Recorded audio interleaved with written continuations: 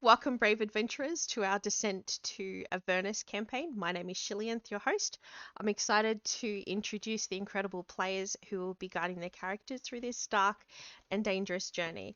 First up, we have Daft Chicken, our dungeon master, who will be leading us Hey. through the perilous descent to Avernus. With his creativity and love for chaos, expect epic battles, tough choices, and a few unexpected twists. There's Daft. Oh, let me just check. Okay. Hey, what's uh, that?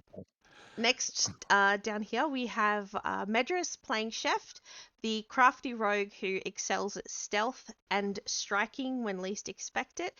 Chef will always find a way to surprise you, just don't blink. Hello, Chef. Cheerio. And Ion brings us Doc, just up here, the ingenious artificer who crafts clever gadgets and contraptions. With Doc on the team, we're sure to have solutions to any problems and maybe some unexpected inventions too. Hey, Doc. Hey, and I don't know about solutions. I don't have any of those. Counting on you, Doc. And then last but not least, I play Snack, the charismatic bard slash warlock, equal parts enchanting and dangerous. Uh, Snack, with her eldritch parties, will try to lead the party and maybe cause a little trouble along the way. So, with our fearless adventurers assemble, it's time to dive into the infernal journey ahead. Daft Chicken, take it away. Hey. So we left it last week with you in the snow, having just made a deal for a very nice coat from the demon, signing your autograph. What precisely did you sign? To Orpheus, always Snack. Mm, P.S. Thank you for the fur coat. Okay.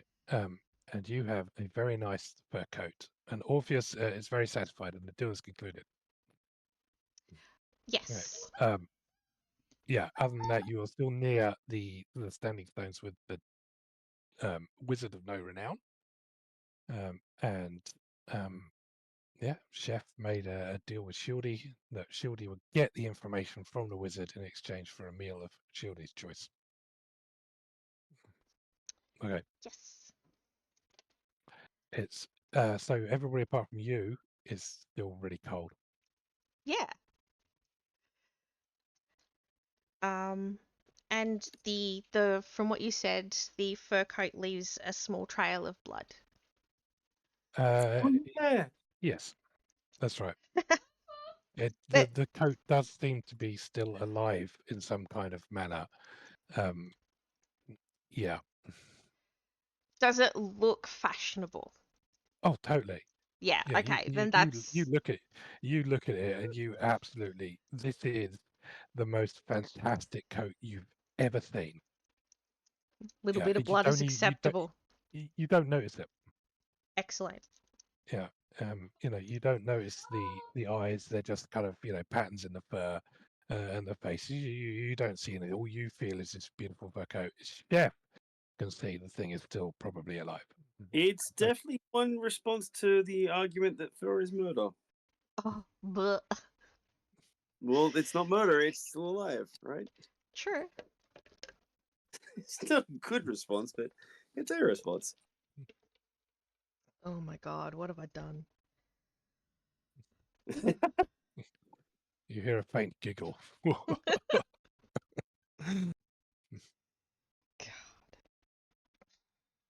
Okay.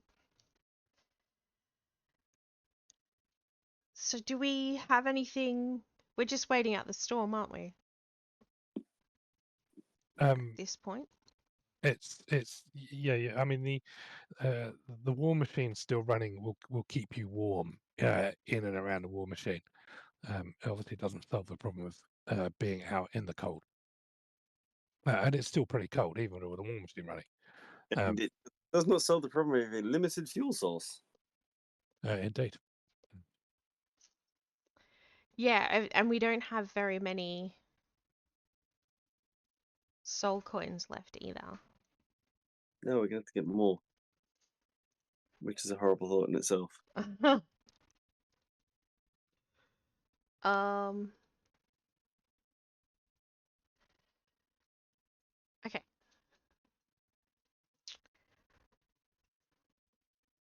how many? Yeah, I've only got 2 or so coins left.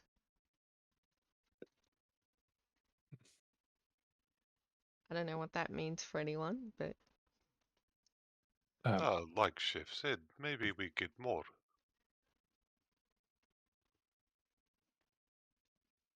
very well. Now, Maybe we use big soul coin.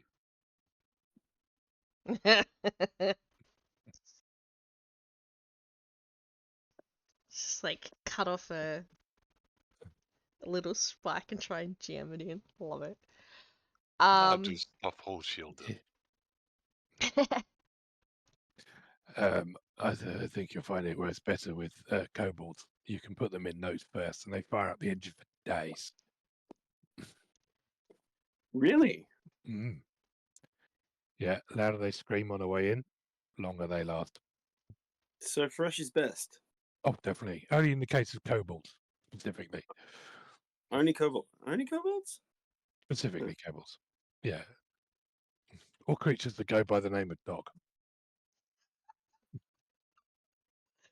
Isn't Chiron a kobold as well? No.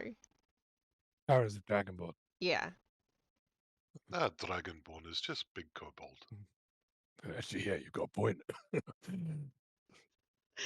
Oh god. I mean, if it gets really, really cold, cold-blooded creatures aren't going to last long. At least Doc has salt to keep himself warm. I've got this wonderful new jacket. Yes, you And do. she shows it off.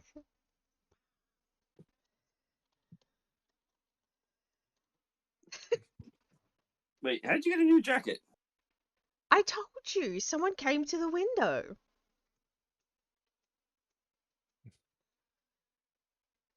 They came to the window, they knocked, asked if we wanted a fur coat.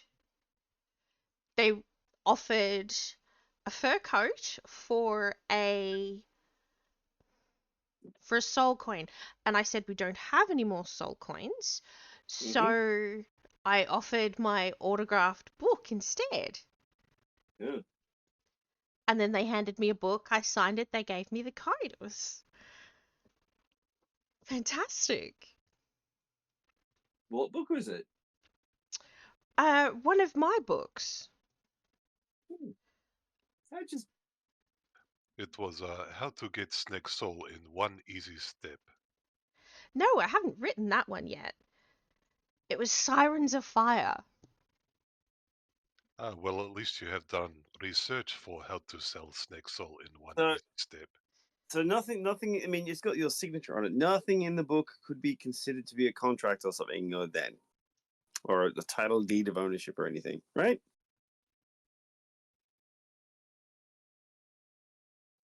She's trying to think of what the book was about, and it's this trashy drama novel, Bold and the Beautiful Dynasty type drama thing. The hesitation is not 100% reassuring, but it's also, well, not necessarily Chef's problem. So there's that. And they were quite pleased with this transaction, I take it. Yes. The little imp went and got his boss, Orpheus, and then he came and I signed the book for him. He was quite delighted. Is Orpheus a name that we know? I don't know. I don't think Snack knew it. But I don't know about you guys.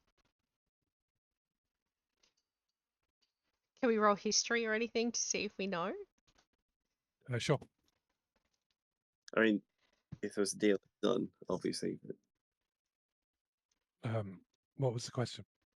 Who is Orpheus?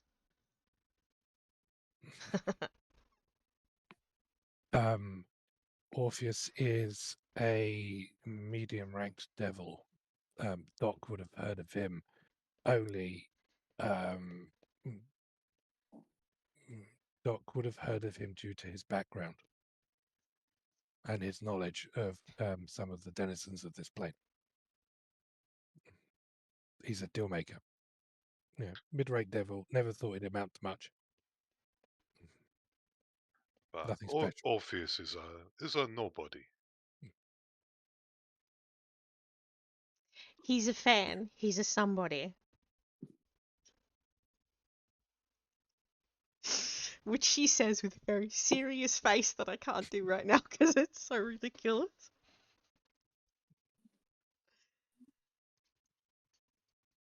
Maybe we now that Snake has got, we figure out what next. Lulu comes flying over Oh, and listens in intently. Lily's gonna be so disappointed in me. She looks at you and yeah, so she looks at you and you can you just get this sense of sadness just wash over you from her, like it's almost like she's broadcasting her emotions. And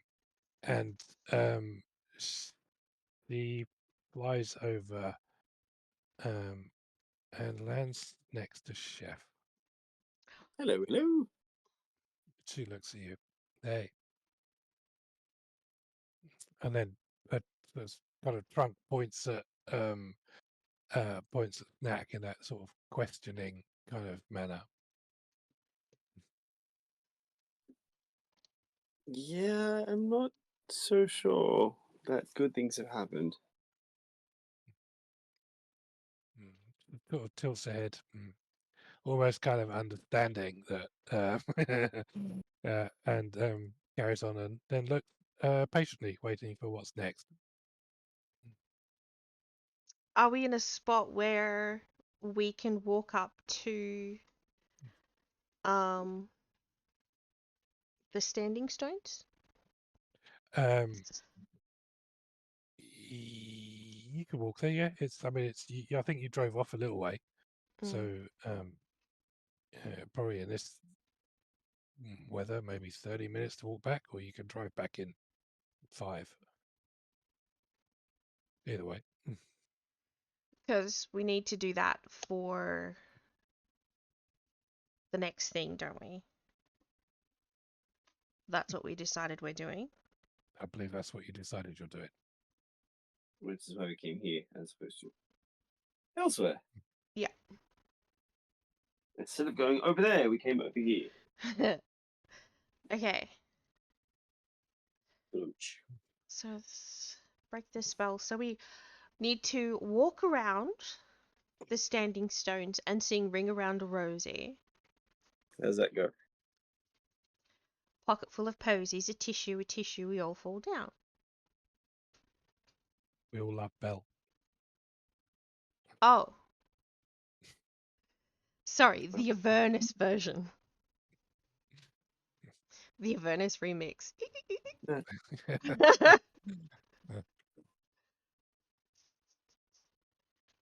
Oh.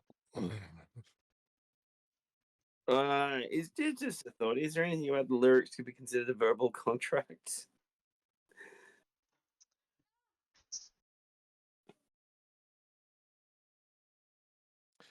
You don't reckon it is, having said it several times and not noticed any form of contract.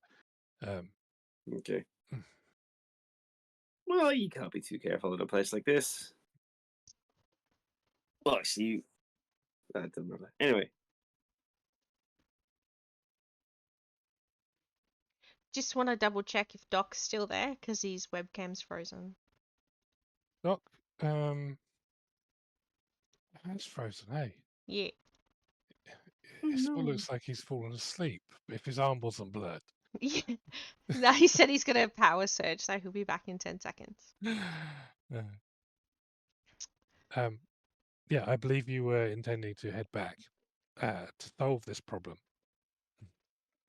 Or to at least get, or Shieldy's quite keen to go back because he wants to complete his side of the deal, as we have a bargain. Yeah, you want to actually have a deal carried through, yes. Yeah, so he's he has a bargain to do. All right. Let's go. Okay. So you get back in the car, you drive back, obviously, and you get up to the standing stones, and you can see the wizard of no renown standing there looking at you, just sort of impatiently kind of walking around.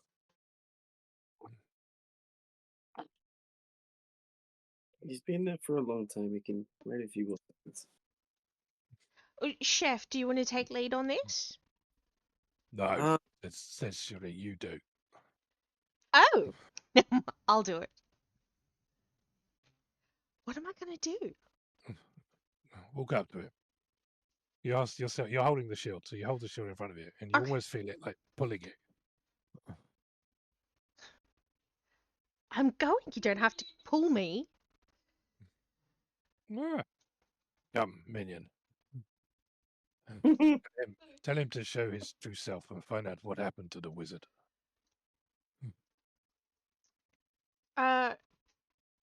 Mage of no renown, are you there? Oh, yes, you've come to make the deal. Yes, you're going to let me out. Red. Yes. I'd like you to show your real self. What?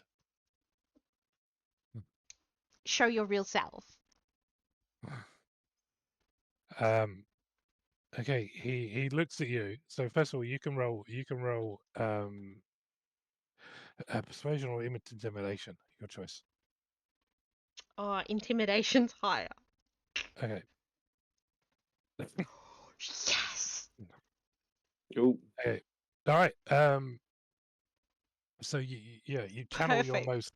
your most powerful form, and you can sort of almost feel it resonating with the shield as this kind of like you feel like you are just emitting an aura of terror as the creature as the wizard of Dora's down just looks at you and quails, and his form very quickly shimmers, showing his true self, which is a large. Um, I'll find you a picture. I think I've shown you the picture before, funny enough, but the devil thing? It was a Balgura, wasn't it? it's Balgura, yeah. The devil or demon? It's a demon. Oh. The wonder is trapped.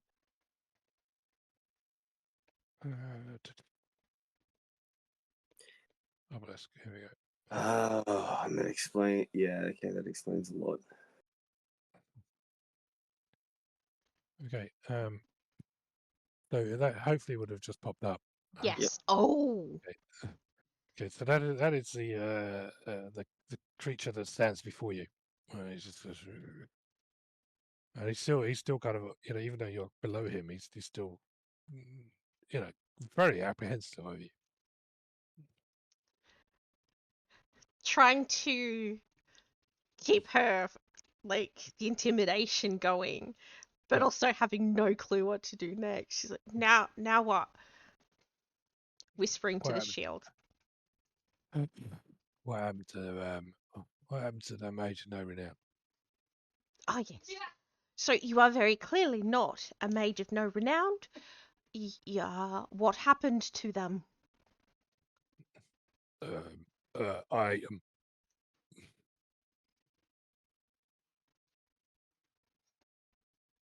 Mm. And sort of very and he kind of pulls out what looks like a femur and kind of holds it up. Eaten. It's been sharpened into a toothpick.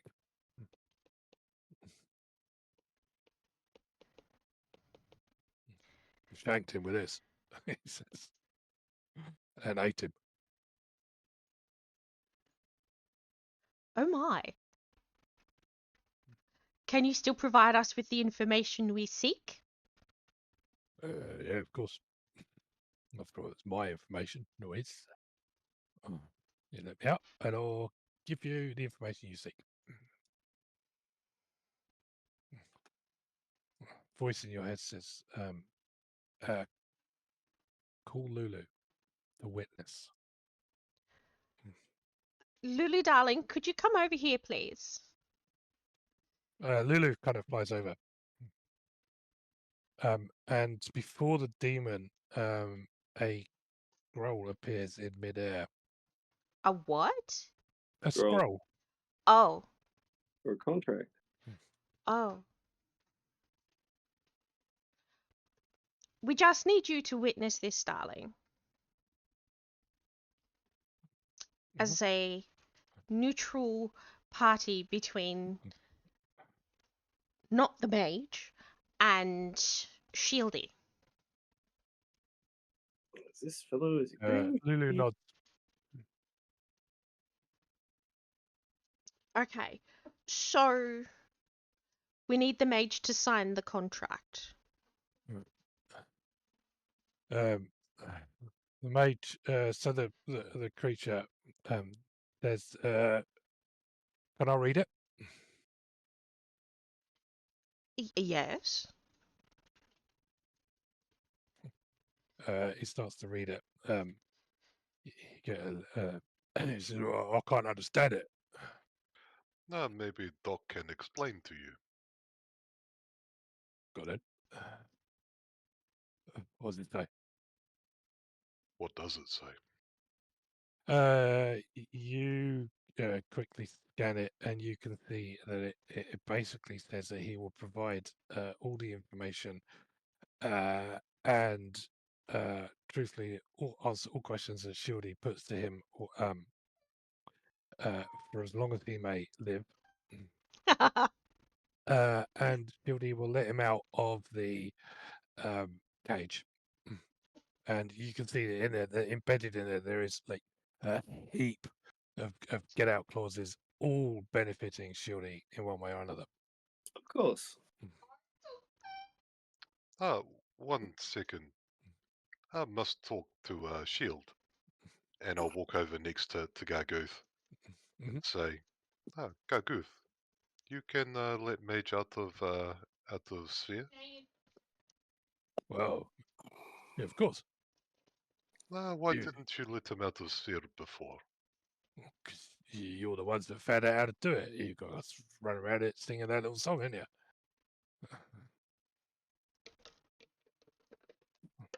You already found that bit out. I don't have to let him out. You could just let him out. But if we are ones letting him out, why do you get so many benefit? Oh, because I'm the one that's making him tell the truth and give you the answers. It says. I understand. So most of the clauses they're not. Yeah. Go on, carry on. Sorry. Understand broker fee, but this is a bit much. What? You reckon I should like let him off a little bit? No. I think Snake Chef and Doc deserve higher percentage. What of answers? All right. Wait, what can we get out of it? What do you want? I bet Doc want to know what mage tastes like. I'll ask him. Hang on. Sure. Yeah, you can ask him any questions you want. Hang on. Let me put it in. So he changes it to you will answer truthfully any questions that Shieldy or anybody designated by Shieldy, including the four companions named here, Doc, Lulu, Chef, and Snubba. I think Boy. Doc feels much better about this deal. Snake agree? Chef agree? If you're happy, I'm happy. Yes. Thank you, Gargooth. Yeah. No I can do.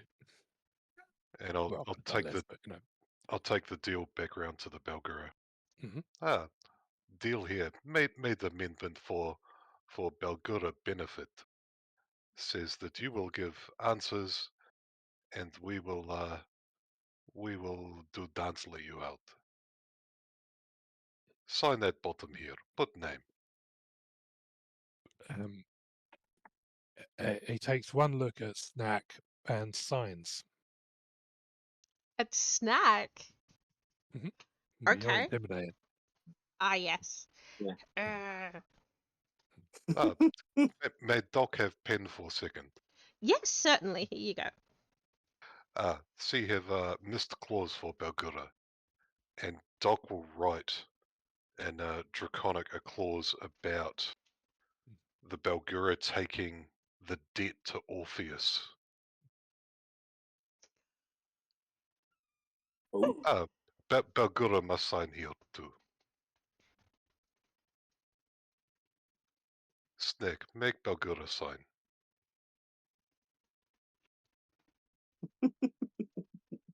Just hold it up and taps it. He signs it. Very well. Do we need to sign it anywhere? Down the bottom as No. witnesses? No. You just need to witness it. Okay. Snack should sign, just because Snack likes to sign. Very well. It's the floopiest signature you've ever seen. See, Balgura is fan of Snack too. Oh, you've read some of my works? Let me guess. You're definitely a fan of Idiot's Guide to the Loot. Okay. As you as he signs this contract, Snack, in front of you, you see your book that you signed just seems to kind of appear, and it flips. It just kind of, it's floating there. It just kind of flips to this page that's embedded in your book, and this passage kind of highlights up that basically states this contract may not be passed to any other creature, and no further contracts could possibly supersede this clause. Slams shut. Okay. And disappears. And as it does, the little contract that you wrote on the Balgura's contract flares up, and just the letters disappear. And the Balgura gives you back the contract. I don't recall writing that in my book. That was worth try. Was it your copy of the book or their copy of the book? They provided the copy of the book. It just poofed in front of me. Yep. You didn't read through the book, did you? I wrote the book. I don't need to read it. Well, they could have added pages. That's plagiarism or something. I'm not sure that they recognize that. Yeah.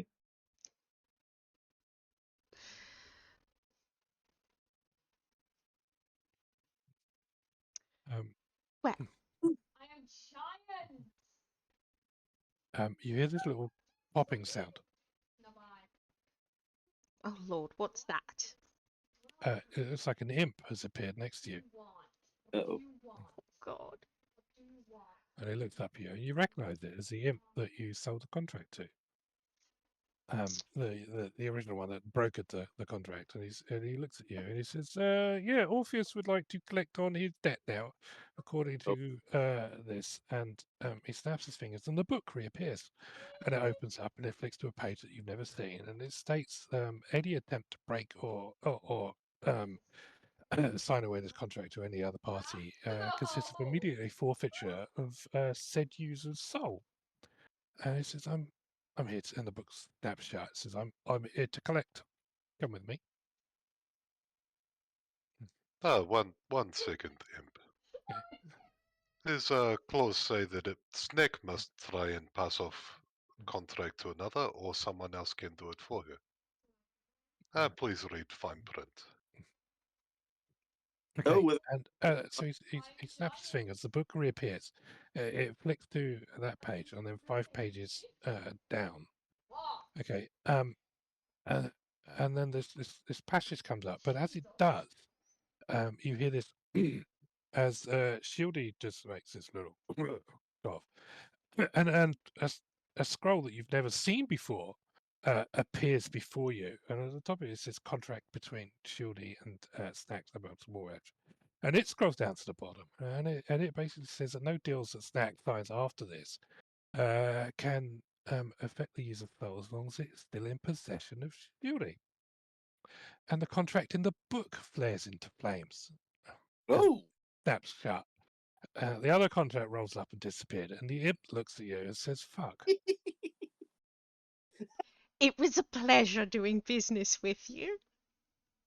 what happened to the code? Just a bad business on their end, surely. The coat is exactly the same. The coat hasn't changed. Okay, the code doesn't disappear. Making No. Snack look like a mastermind. The imp says, "Bugger," and just wanders off. Like he stomps off, like all dejected, like he knows something really bad's going to happen to him in a few minutes, and he just doesn't want it. Shit, and it's just going, "Oh, bugger, shit," and it's like you see this imp, it's just like terrified. Thank you, Shieldy. Well, you now have an incentive to protect Gagu, because if you don't, or if you are not in possession of the shield, you become legal tender. My soul is sold. That has become very clear to me over the last couple of days. And That has not been sold, has been mortgaged twice.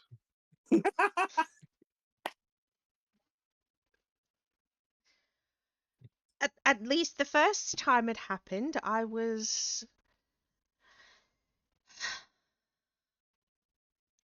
a willing participant. Although I didn't quite understand the details. Anyway, back to What? the original contract that started this all. Yep. Is it still signed? Yes, it is. Okay. So all that's left is for us to walk around and sing? Or Seems we could that ask the question. Wait, do we get to ask the questions first, or does it have to be released first? Shielder says, "Well, you can ask one question each before it's released, but then you have to release it, and then you can ask as many questions as you want until you dismiss it, or until you kill it, which would be my recommendation." Of course, stupid demon, you can't let them live. That's a very fair point. Yeah. And clause 3 says any witnesses should definitely witness his death, so you already see your own interest. So, where are the shield, the swords? I don't know, but like I said, I know a bloke who does have it, and he's in the crypt of the Riders, where all the Riders died. Ooh. You want to go there. So if you want to find the sword, you need to find all the people that knew where it was before they all died. Simple, huh?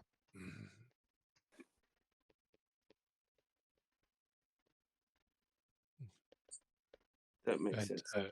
Yeah, you want to go there, you do, to the crypt of the Riders, and when you get there, just remember it's for glory.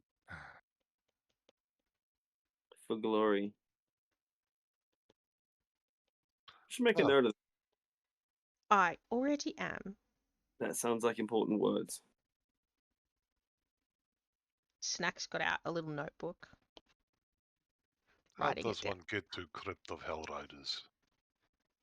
Well, it's that way, he says, and you now know the direction. Are there any boo-boos? Boo-boos? Any traps that we should be aware of? Well, I don't know. Never been. Just know where it is. Oh. Who told you that's where it is? Let me out. Oh, sorry, I've used up my questions.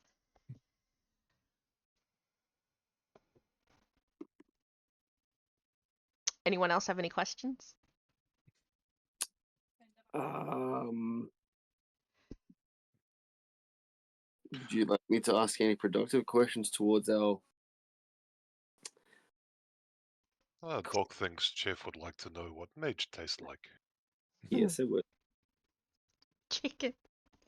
Yeah, I'd like a detailed rundown of what the mage tasted like, and especially what mage tasted like to you. I don't write for just myself as a species. I write for all species of what things taste like.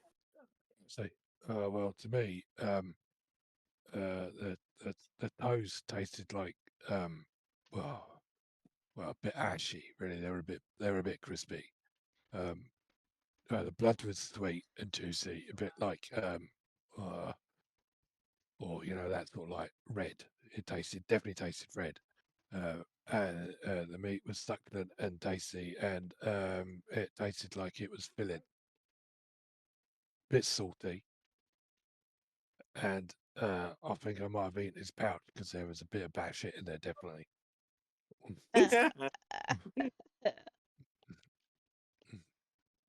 Bit sulfury. But generally, overall, I mean, if I had to sum him up in a culinary description, I would say, well, tastes like chicken. Ugh. Really, not pork? No, abyssal chicken. Huh. Bit shit, really. Everything I've eaten here is a bit shit. Well, that is Avernus. That's what things taste like here. Oh, that's Okay. interesting. So demons are affected by the flavor I guess nutritional limitations of Avernus. That's interesting. And probably very well known by your own kind. Yeah, well, I said everything tastes like shit. All right. If there's Which makes Now let me out. which obviously makes it difficult to feed an invading army.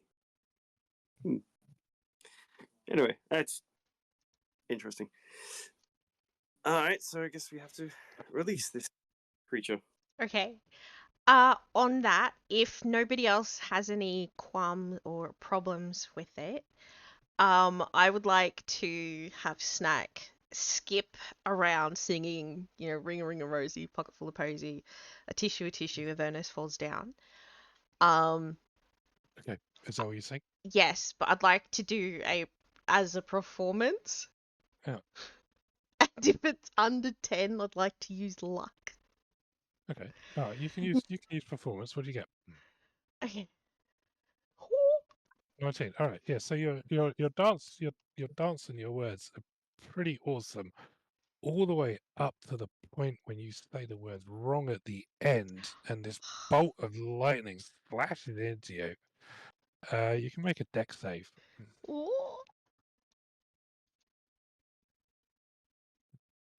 Okay. You can have 5 points of lightning damage as a bolt from the these obelisks and this force field just kind of flash you. Oh. Is it the original version? She'll do it again, but sing the original version. You tell me the words you're singing. You know how if you're trying to open a lock, sometimes they have a trap that happens if you don't open the lock the right way? Same thing happens with magical locks. Are you sure you want to annoy the magical lock? She's already going. Ring around a rosy, pocket full of posy, tissue, we all fall down. Yeah. Deck save. No! If that's not it, I don't know what it is. We all love Belle in the end. 14 points of damage. Oh, we all love Belle. Oh, God. How many? 14? 14. Fuck. Yeah. That'll teach me for not paying attention. All right. She'll go again and sing We All Love Belle at the end. Okay, and as you do that, the force field just kind of simmers down. And yeah. Fuck. The trap is deactivated.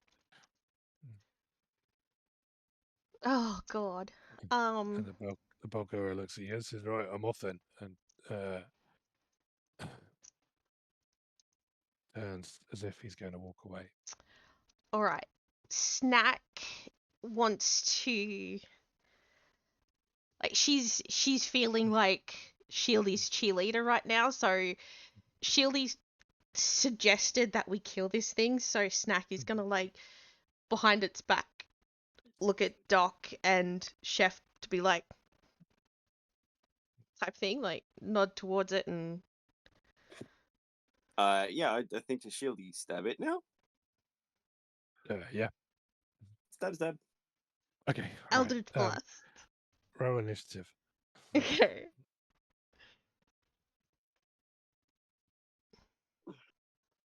Alright. Actually, you're not on a battle map. Let me put you on a map. Yeah. Not that you need it, but okay.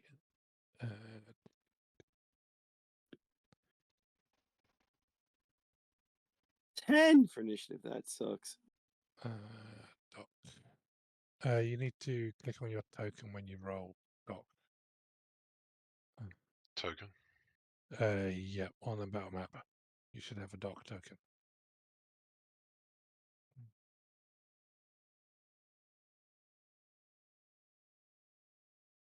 Sorry, but I don't understand. Okay, so you know the token that you can move around your Yep. token that said Doc. Click on that and then click the initiative. And it will add it automatically to the turn order.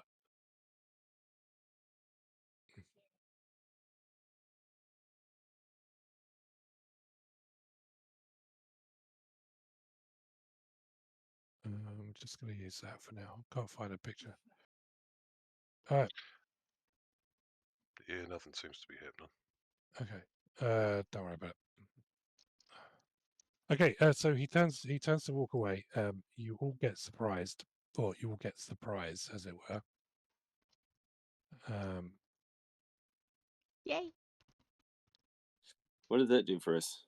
You just That get roll a over the. surprise round, so you can just attack him in initiative order. So Doc. Does that give us advantage? Or Um. having loads of people gives us advantage. You will get advantage in your first attack. Yeah. He's not Excellent. expecting it. He's not expecting it. That was Okay. his first mistake. So Doc is going to pull out a little blowtorch from his backpack and hold it to the head of his hammer as he sort of heats up his hammer and it starts glowing red hot Ooh. as he casts Branding Smite at 2nd level. Okay. And then he's going to ride on Boris straight up behind the Balgura and smack him square in the middle of the back with his glowing red hot hammer. If I can figure out which button to actually hit. There we go. Okay. So you do this. You ride up to you just what does the brand say? 1 second. As you slap him for 22 points of damage. Oof. He sort of goes like that.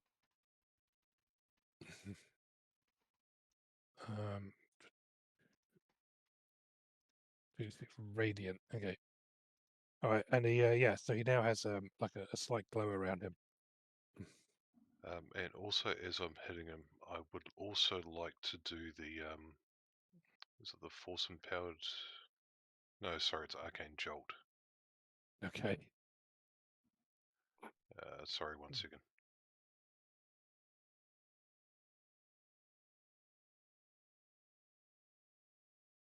Hmm?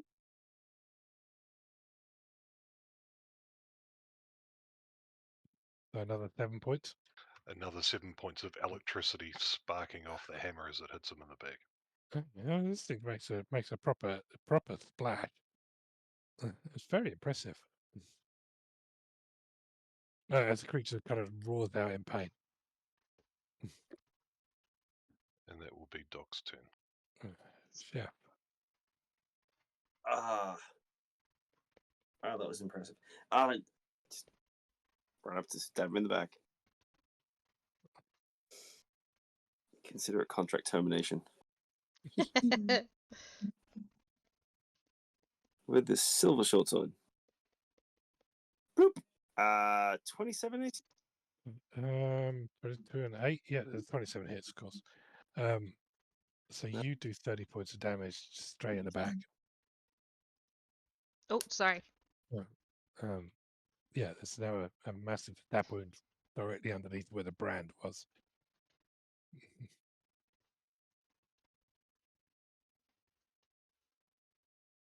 Anything else? I don't know that I can do anything else. Okay. Snub up. Hex. And blast it with Eldritch twice. Okay. Roll a hit. They both hit. Oh, with advantage. Yeah, advantage. He's not looking at you. He's turned away. Because it was in his contract to do so. They both hit, so 16 points damage. So your two bolts just kind of slam into the two wounds that have already been made and puncture all the way through this creature. Ooh. As you know, they burst out the other side in a spray of gore as this creature, as he falls backwards, and he's just kind of thump, he's just dead upon the floor. Yes. And as he kind of lands, his hat, which you couldn't quite see before, kind of seems to just kind of roll off, and a small pouch sort of kind of falls off as he seems to kind of shrink and then shrivel and then just melt into this black goo which dissolves into the snow or into the sand because it's not snowing, but there's a sheet of snow now coming over this when the force field came down. And the thing, it just melts into kind of ichor and drains into the sea, into the ground.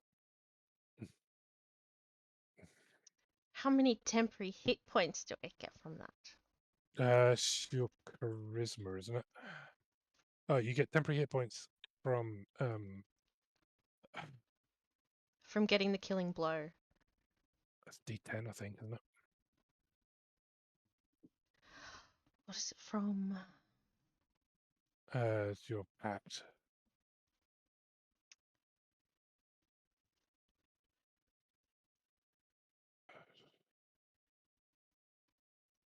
Dark One's Blessing? Yeah, that'd be it. Might be. Yeah. Yeah. Charisma. So charisma only 5 plus your warlock level. So 3 plus whatever my warlock level is. 2? 3? Right? So So I 6. get 6. Okay. Yeah. And Snack does the like, yes thing.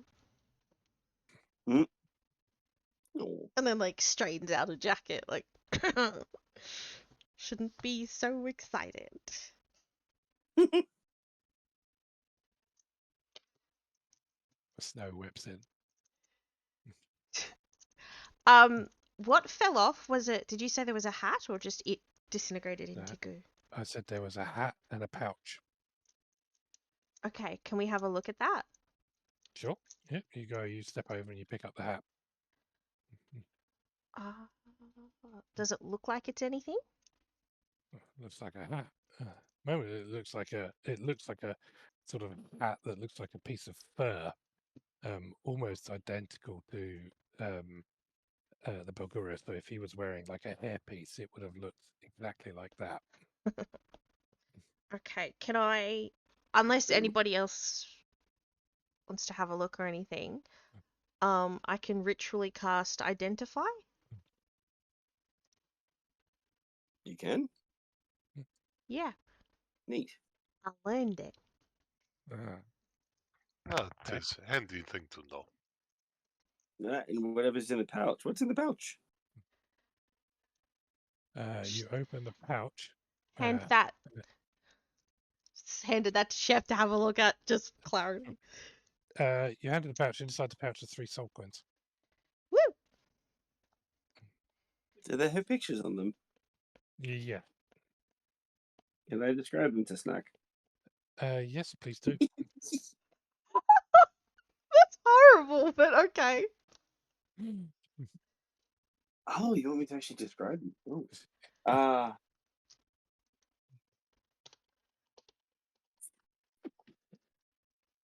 There is. Oh, 3 more soul coins. Fantastic. There is. One is a young boy who looked like he had a lame leg and he's reaching up to somebody as if, supplicating for help. There is.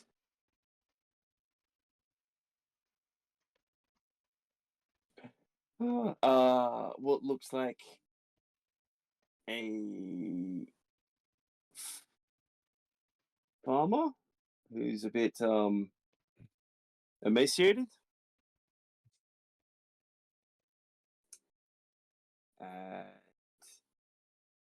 There is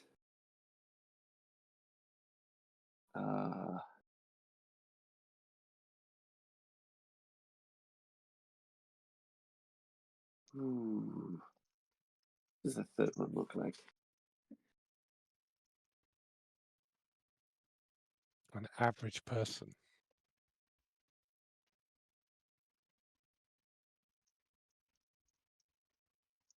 A youngish woman. There you go.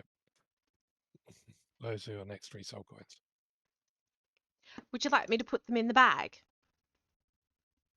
Well, yes. Excellent.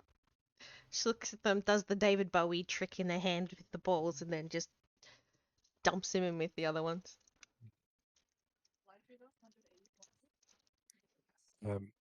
Yeah. So casually toying with people's immortal souls.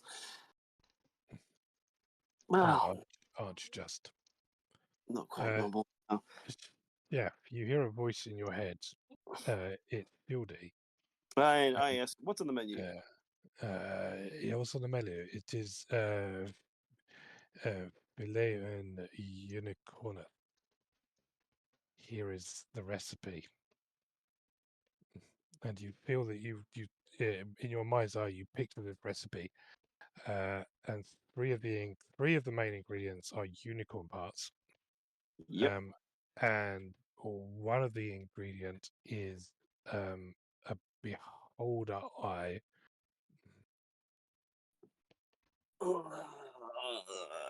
Stalk or main? Main.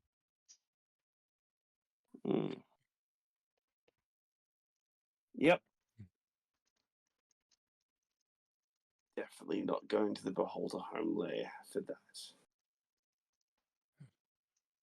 And the other ingredient? Unicorn. 3 Oh, parts. Unicorn parts. There's a few other ingredients on there. There's lots of, it's probably maybe 30 or 40 ingredients, most of which are you've either seen before, you recognize the seasonings and other base kind of elements of the dish. Yeah. But the two that obviously stand out are the 3 different parts of a unicorn and the central eye of a beholder called Bob. It's a named beholder. No. Okay. There is a tiny little bit of writing at the bottom of the in your mind's eye of the ingredient of the main behind of a beholder called Bob, and it says sometimes available at the Emporium.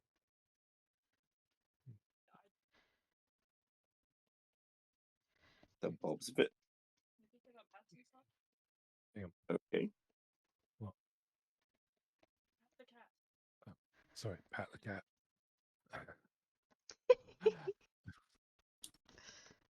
It is my understanding that this recipe I am putting in my book, correct?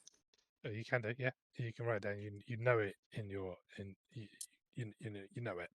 I'm also thinking to go good, and this is a recipe I am allowed to share. I don't know what you do with the recipe. I just want you to cook the dish. Fair enough.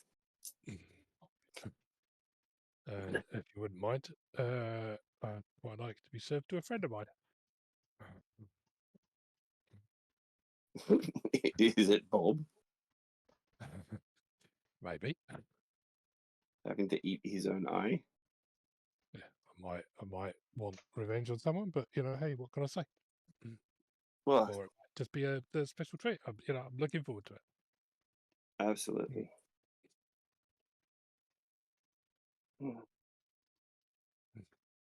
Okay. Does it? I mean, is there specifics for the eye? Is like it has to be intact, or is it in parts? Is it diced? It's just part of it. I see. Yeah, Which, and there's like a 12 step boiling process just for the eye to render it down into a miniature eye. I mean, obviously, to extract the eye of the beholder. Ah, funny. It doesn't say, the recipe doesn't say anything about extracting the eye. It just says it tells you how to render a part of the eye Yeah. down to thing, and it involves using like extreme cold and extreme heat. It's one of those really fancy recipes. So essentially you're melting the eye down and forming a brand new eye that's tiny. Ooh. I mean, this recipe is possibly the most complex recipe you've ever seen in your entire life. I mean, each ingredient has at least like 15 or 16 steps to complete, and there's quite a few ingredients. This feels like a blessing. There's obviously a catch to it, which I'm going along with it. So it'll be fascinating to see its result. Indeed.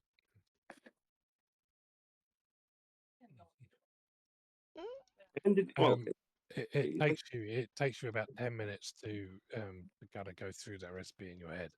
At which point, Snack, you have finished casting your spell, and the hat that you've picked up is you recommend. Well, you now know it is a hat of disguise. Oh, okay. And you now know what it really looks like. What does it really look like? The only thing I can think of is a red fedora. Okay.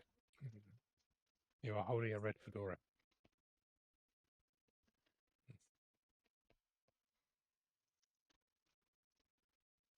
This is a disguising hat. Fantastic. Look around. Do I know that if I put it on, I can take it off again? You're fairly certain there is no curses of any kind on it. Okay. Identified. Yeah. So I'll put it on. Okay. And immediately the hat disguises itself as your hair. Fuck. Can I try and take it off? You take it off. You have a red fedora. Oh, that is fantastic. Pops Wait. Does it disguise you, or does it just disguise the hat? All right. Well, she's got the hat on, and she's gonna try and look like Chef. Okay. Roll Arcana. Oh God. Like a tuning or something?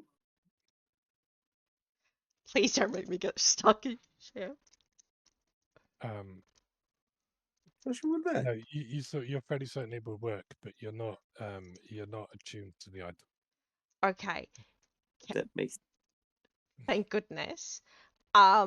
Is there a limit use on it? No. Okay.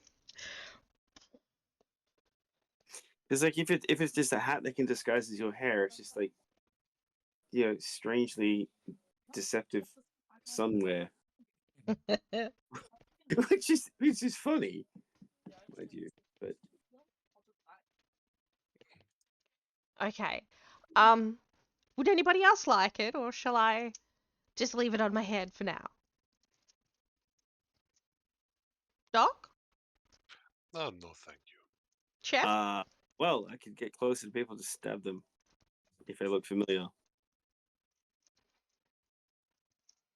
Is that how it works? I mean, is it supposed to be something you can disguise yourself as somebody else? Yes, Snack. Yes, it is something like that. Yeah. It will cover you almost in like an illusory cloak of disguise. So you can look like anybody else. Oh, that's so good. And as long as you can't see through illusions, you're it's generally pretty believable. I mean, yeah, I'm guessing very powerful things can see through illusions, but that's fair enough. But that sounds very helpful. She'll pass it to you. Yes, please. What do you think the hat looked like?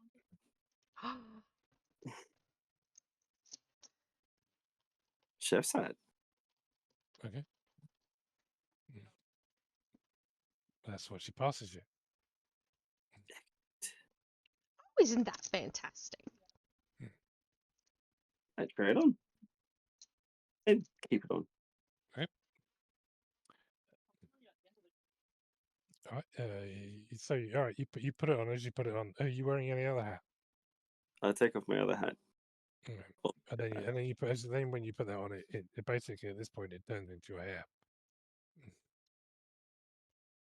And disguises itself as your hat, as your hair. I guess. Can I put my regular hat on top of it then? Yeah, you seem to have no problem doing that. It's a bit wild having two hats at once, but I guess I'll do it.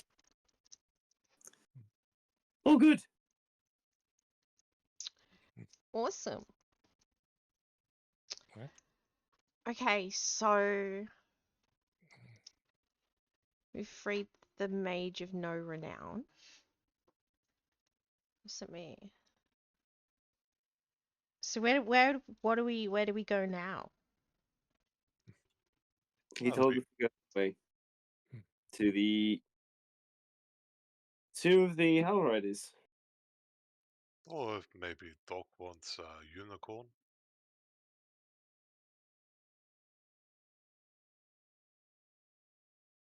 No? Why does Doc want the unicorn?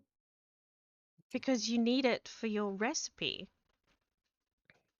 Yes, So let's go get you the unicorn. but wasn't we trying to get the Dow out of the contract first? No, we can make contract end one way, we make it finish another. Some way is easier than other. How do we break the contract? No, Well, with fire. There was dealing with Bell, which is probably not. Dealing with Bell's not the easiest way to do it. Killing the Dow is the easiest way to do it, yes. Well, maybe. I don't know. How do you kill a Dow? Next question is, once we kill Dow, has Chef ever tried to capture a unicorn before?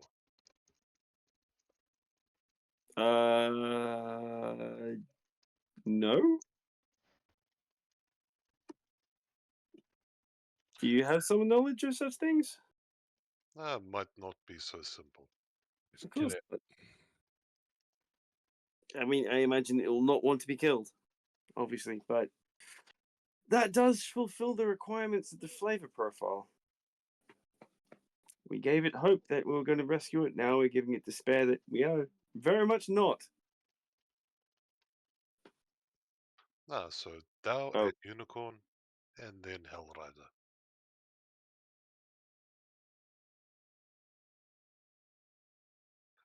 Maybe this time when we see Dow, maybe we don't stand in front of Dow and talk about killing Dow. Yes. That we just get to the pointy part of the conversation instead? That No. does mean that we don't get an introduction to Belle, though. At How least not this way. Wait, how are we getting? Wait, was the Dow supposed to give us an? Oh, wait. Yeah, but How are we going to get an introduction to Belle? Could you just go to Belle's lair? I don't know. Get an audience with Belle. Things we have to do. Blah, blah, blah, blah, blah, blah, blah, blah, blah, blah. There, with the quest Um, list that I put up on Discord, there is a boo-boo with it. I don't know where it is though. I just know that there is one. We need the introduction, or we need to talk with Belle, so we so can yeah, get okay, information with Zariel. if we break the contract, okay, we had to go to Red Roof to get information to break the contract with the Dow. The Dow would then give us an introduction to Belle. The Belle would enable us to do something. I guess, to talk to Belle without being killed by Belle or turn into coins. Yeah, but we also don't know if we need the introduction. I don't know. I don't know these people. Does Jeff want unicorn now or unicorn later?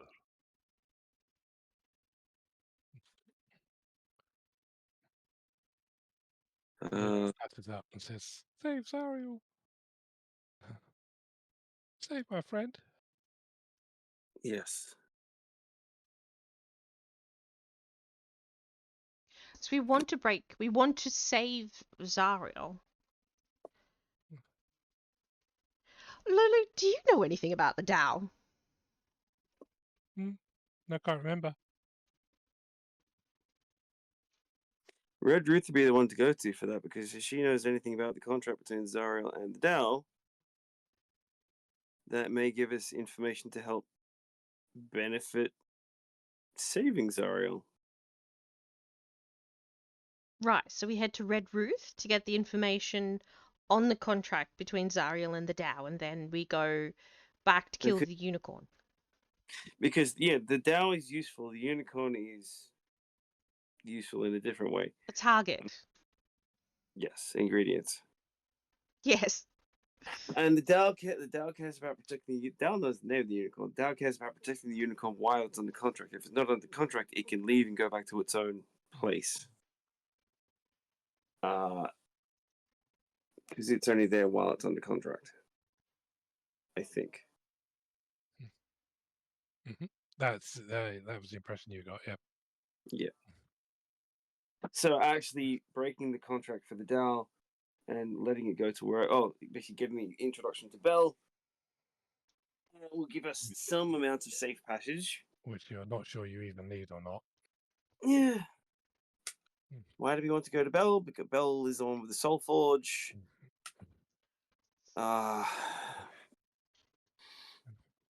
And Belle, because, well, ask Garguth.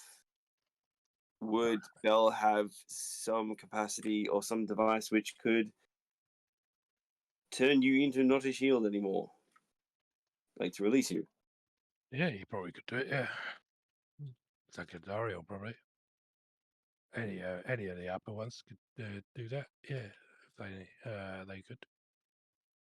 No, they quite a high price. Bastards. Well, of course. Would we even have the capacity to pay for such a thing? Probably. Yeah, well, Stack sold, so there's only 2 you left. Yeah, we aren't important enough. Oh, I don't know, Chef. You're quite important to me. Yeah, but we aren't important enough to be a bargaining chip. Everything's a bargaining chip. It just depends what price you can get for it. Yeah, we're pocket change at best. Probably sell Lulu the Bell. That'll do it.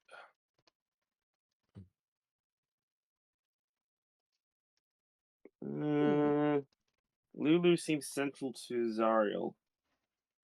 Well, why don't you go mess up Zariel then?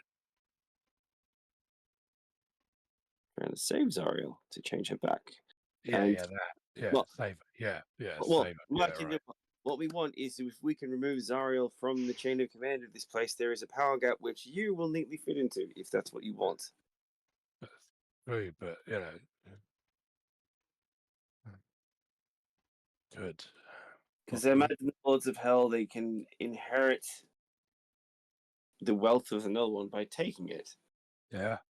Any person who strikes down Zariel could take her power. Really? Mm-hmm. Which would be an ideal thing for a Lord of Hell to get back their domain. No, Yeah, maybe knock an on the author. shield.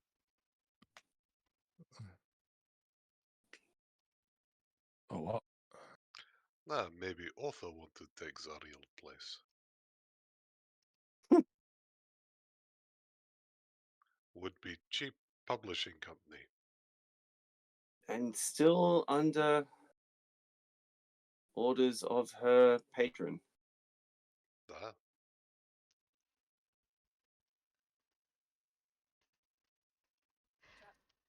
Let's. If I have any sway, Oh, the wonderful place. let's. I think out of everything we need to do, heading to Red Ruth just to get the information. Since after that we go to the Dow anyway. Yeah, what? Stab it again like you stabbed the last one. Demon has no place here. Yeah. Mind, we probably just, I think I mean- Doc had the right idea. we probably just gave it a shortcut back to the abyss. Not in the same form, but you know that's not our problem. Well, that. Oh, well, oh, the bugger. No, mate, he's been demoted down to an imp. It's part of the contract. If he happens to die in this plane, he gets instantly demoted down 5 ranks. He won't be back for a long, long time. No.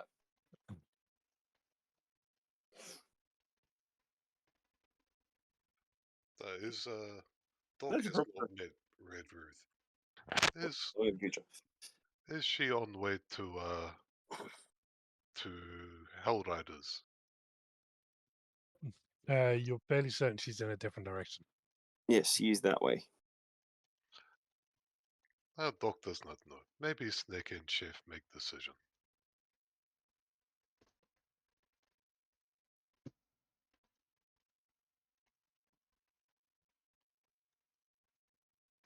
I say we go to Red Ruth. Just find out the information. So the And tomb then of we the go Hell, to the Dow. the tomb of the Hellriders, that was to contain the sword we're looking for, correct? It either contains a sword or it contains a person who knows exactly where the sword is. It's your last step before you find the sword, as far as you can see. Ooh. That may give us leverage or power needed to break the contract between Zara and the Dow. We may need to do that anyway.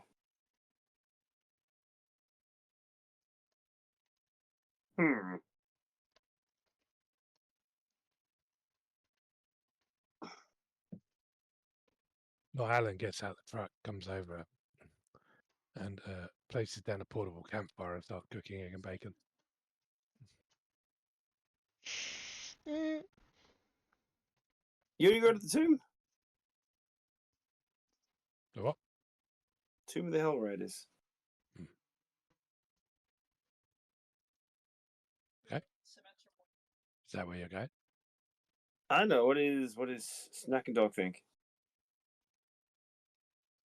Because it sounds like we potentially get resources there to be able to, I don't know, maybe better help what we're doing everywhere else. Doc agree with Chef. Boris, let's go. okay. Because otherwise, if we go into all these places and talking to people, we're going to end up with contract negotiations instead of some kind of physical advantage. Snake is good at negotiation. Yes. She's Thank good you at for noticing. Very confident.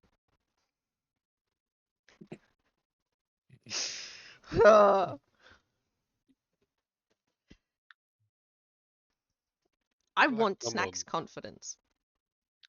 Come on, not Alan. No time for And- breakfast. We are driving. And if we can get Zara a sword, that may be helpful to Lulu as well. Packs up. Okay, so we're going to Hell Riders. Okay. Okay.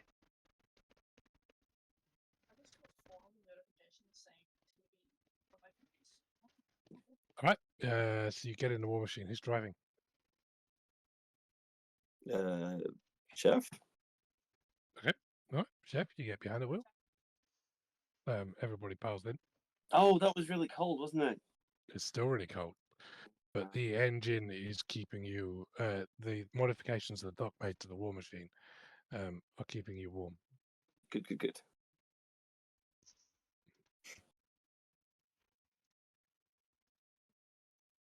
Okay. If we have enjoyed bacon and eggs, or if we just I'm not Alan eating a bacon and eggs for himself. No, Doc told him to pack it up, so he just kind of folded up the foldable frying pan and just squished it all together and put it away. Ooh. He can make bacon and eggs while we're traveling, right? So keep it steady.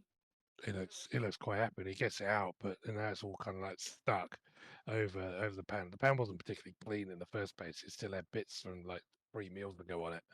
And Well, it's now kind it's of not. all mashed together, and he kind of like chops it up and puts it into a bowl.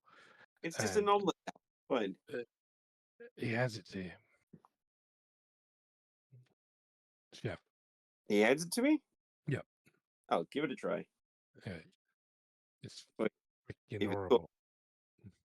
It's got like 5 times too much salt in it.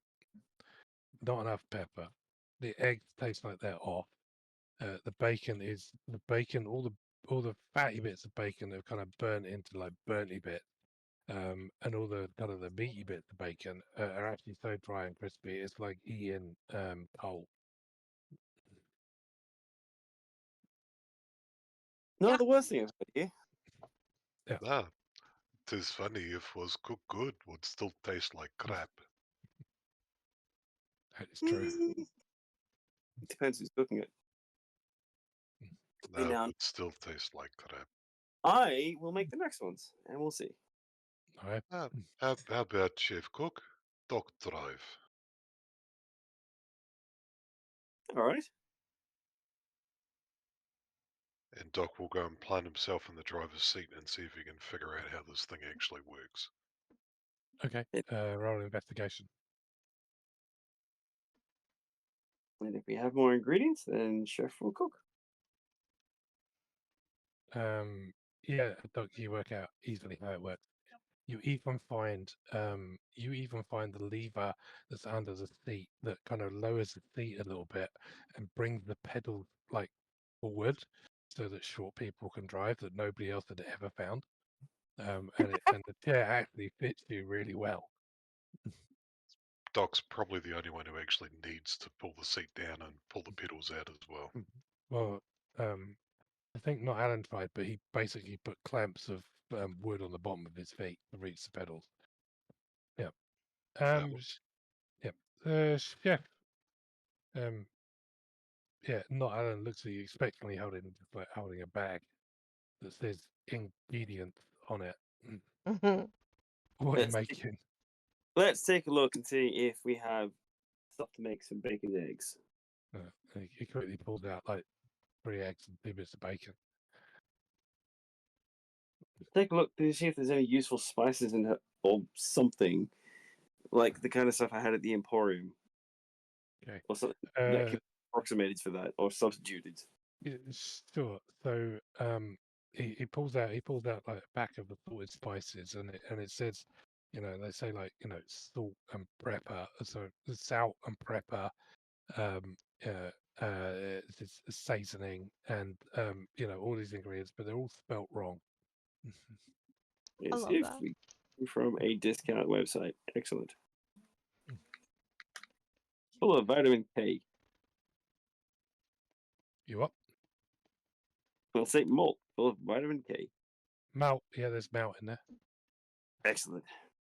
Okay. All right, so you start cooking. You can roll sleight of hand or anything you like, depending on how you want to. Any stat you want to describe, you I know. imagine it's sleight of hand or survival, possibly. Well, it's either charisma if you're putting love into your food, or strength if you're bashing it around. If you can do anything like that, as long as you can justify it, you can roll it. Well, basically, by looking at the form and function of each of the different ingredients, trying to substitute where possible. So wisdom, Okay, go for it. which is survival. Let's see how I do. That's my roll. Give me 28. Okay, fantastic. Yeah, you make you cook this perfectly. You know, the sort of the plan. You made the pan spotless and everything, and you make what you can easily see is the perfect, absolute perfect egg and bacon. And the question is if things can actually taste good outside of the Emporium. Are you eating it? I'll give it a try. Okay, tastes like shit.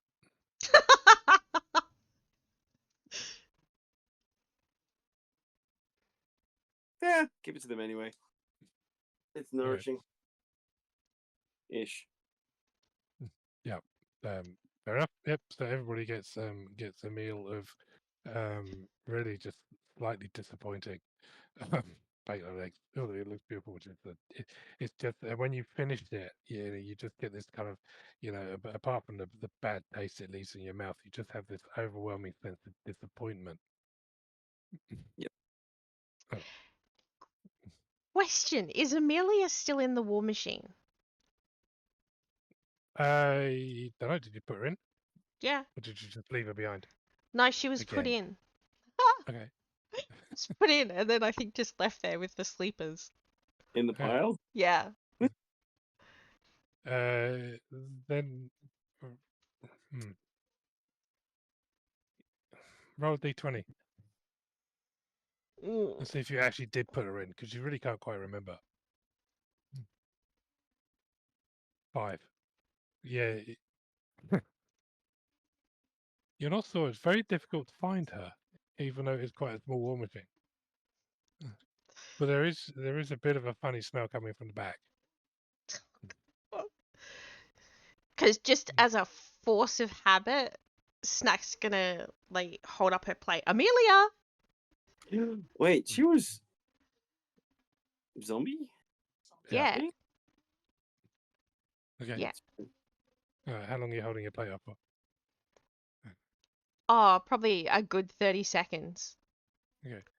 Yeah, it probably takes about 30 seconds. You sort of hear this kind of clunk as you see Amelia kind of pull herself out of this narrow crevasse that she kind of fallen in, right? And you realise that one of her feet had fallen off, but she kind of stumps towards you and she kind of grabs the plate, leaving bits of skin on it and beards of her decaying hand, and takes it from you.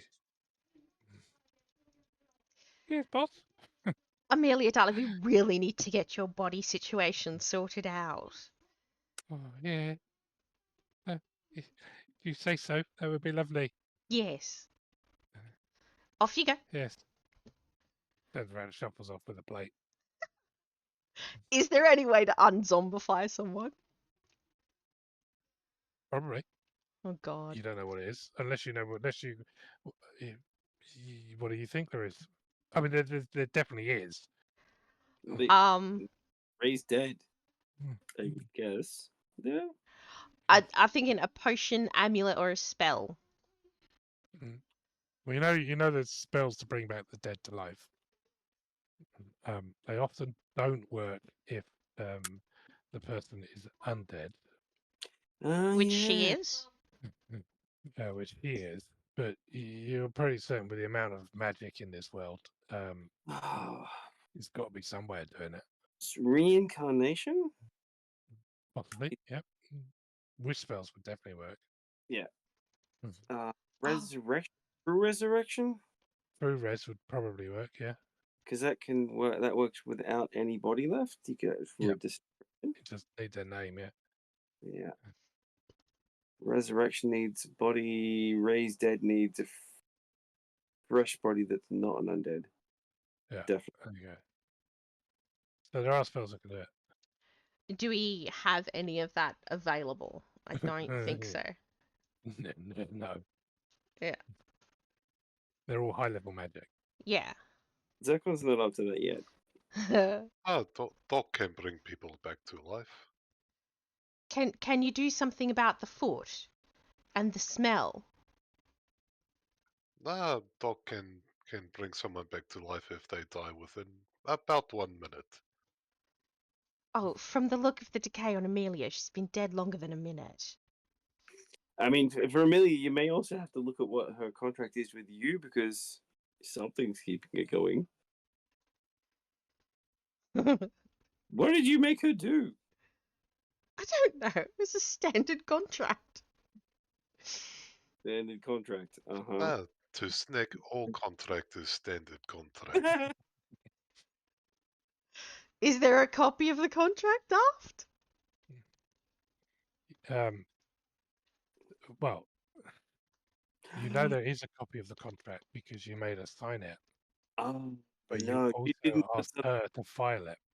Did you put something about undying and eternal service or something? That probably rings a bell. Potentially. Did you do this to her?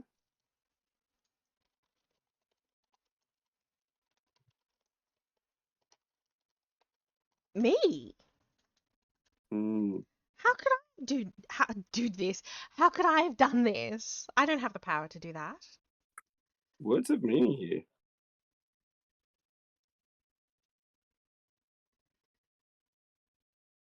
Just gonna Yeah. One of those mysteries. ruffle through her handbag. Mm-hmm. Would it be there? What, Amelia's contract? Yeah. I don't know. Is it there? What did you do with it? It would You be. think back to the last time you saw it many years ago. Oh, probably not.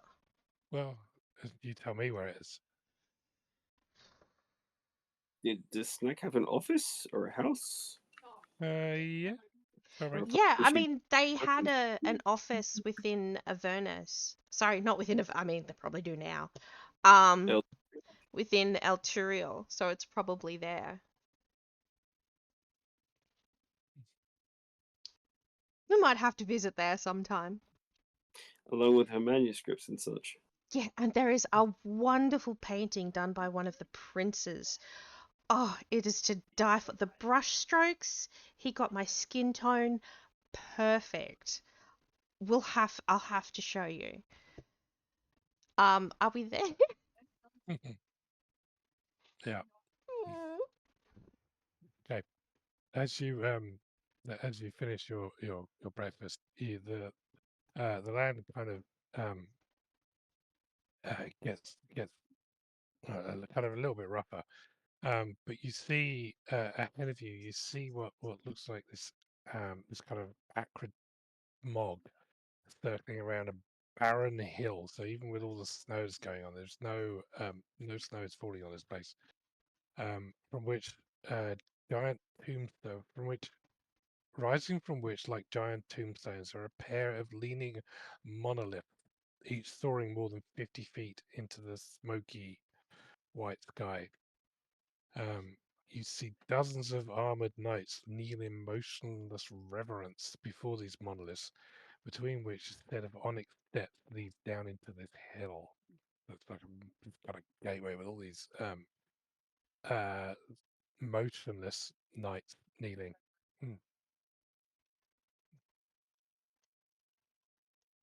Do you think they're statues? Or bodies? Dog hope they are statue.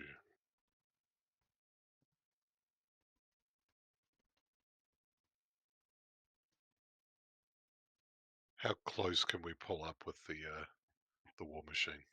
Not right up to the base. So Doc will pull right up to the base. Mhm. And call Boris. Boris. And mount up on Boris, ready to disembark. Okay. Lulu comes fluttering out with you. And hovers near Doc. Snake, chef. Coming.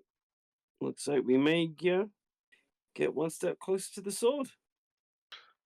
Don't forget, for glory. For glory.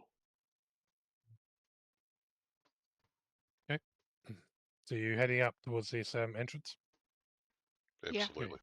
All right. Yeah, so you got to head up towards the entrance, and you're passing all these figures, which first you look like you do appear to be statues, but as you get closer and start walking among them, you can see that they are all the visors are shut. They're all wearing. They all have the faded regalia of Elturiel, blazoned upon them.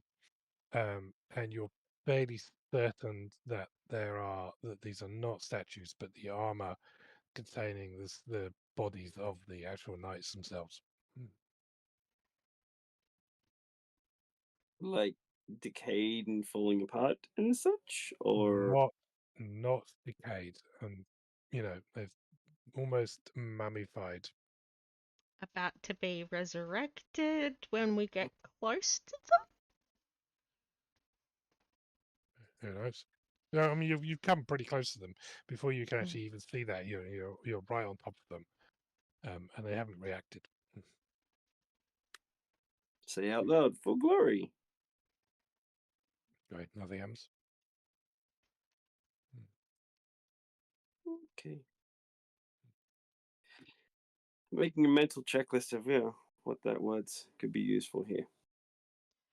It could be something we're looking for, something we have to say, some intent, possibly.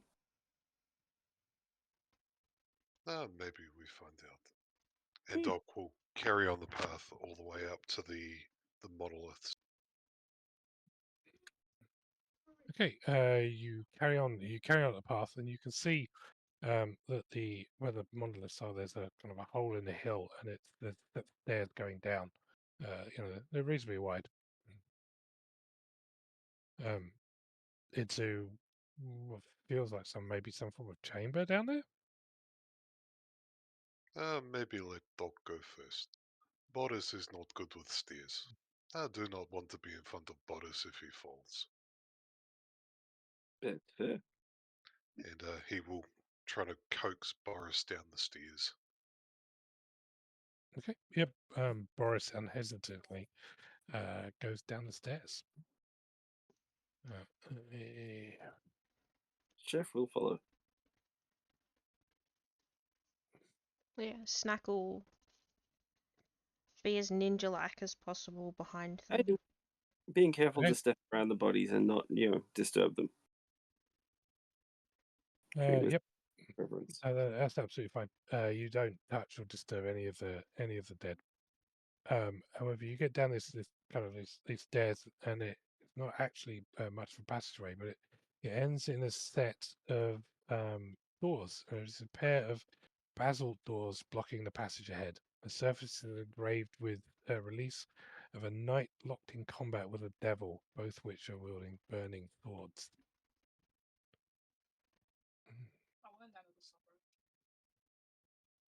Maybe now is time to say. What was it, Jeff? For glory. And as you say that, within proximity of these doors, the doors slide open, or just kind of gently kind of open, and let's move you. Mm.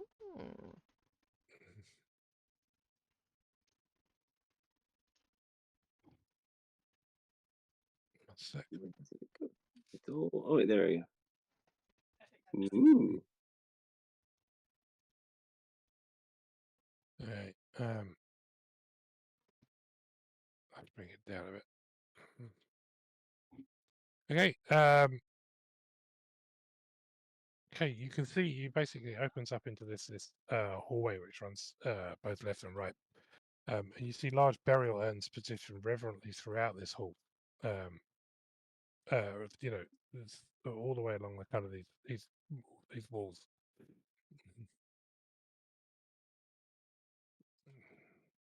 Are we going left or right? Left. No, Doc will go left then.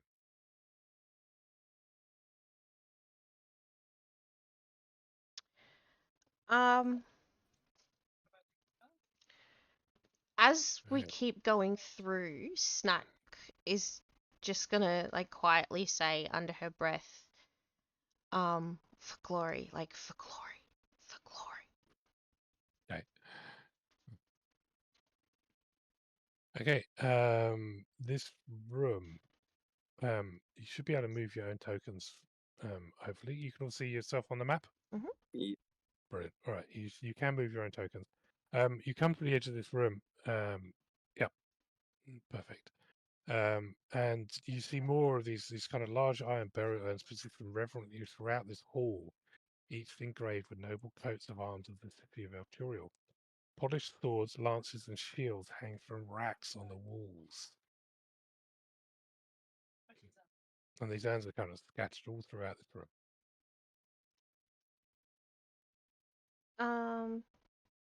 Do we know if these are the ones that stayed and fought with Zariel, or did all of the Hell Riders leave? What do you think? I would like to think that some of them stayed with her. Or had already fallen. Yeah, fighting. Would it be possible to make a history check to know the answer? Yes. Okay. Okay. Okay. So, Doc, you're fairly certain that as this place is called the Crypt of the Hell Riders, and the Hell Riders are still here, or their bodies are at least, then this would be the place where all the fallen warriors of Elturiel, this shrine has been raised to them. So a lot of the Hell Riders were killed, and never made it back out. Snick, this is remains of fallen Hellrider. Upstairs Hellrider who has not fallen yet. So these are the ones that stayed with Zariel. These are the ones that did not survive. Well, bless them for staying with her.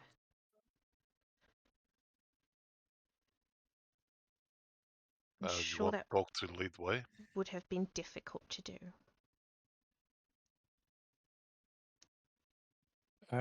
Yes. And as you say that, No.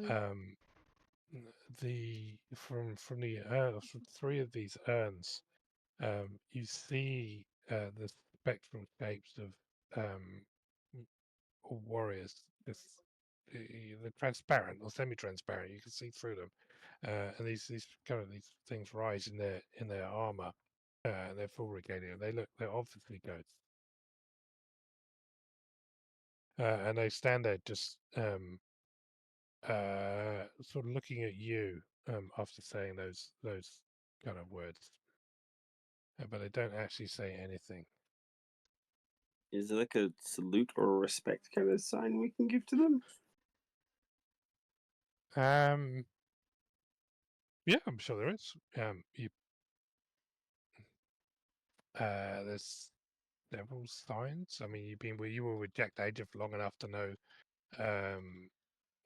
quite a lot of the signals of the Hell Riders, because he would have taught you some of that. Plus, you've got other respectful things you can do. So, what are you actually doing? Do one of the signs that Jack showed us and say for both. I imagine Jack would be like that as like Hell Rider. Okay. So that's what or you're like, doing. yeah. He would. Ooh, what was his intent? Did he want to save Zariel? Did he want to abandon Zariel?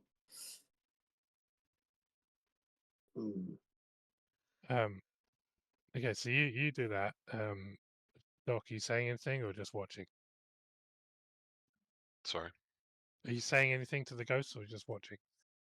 No, Chef is doing it all. Okay, all right. So the three figures look at you, and one of them speaks. He says, "We are the knights who fought and died alongside Zariel when she waged her war. We are bound by the oath we swore to her to remain upon her service. Free us, we beg you. How can we free you?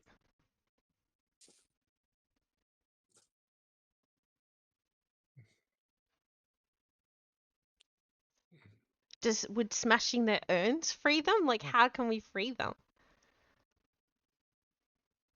Free us.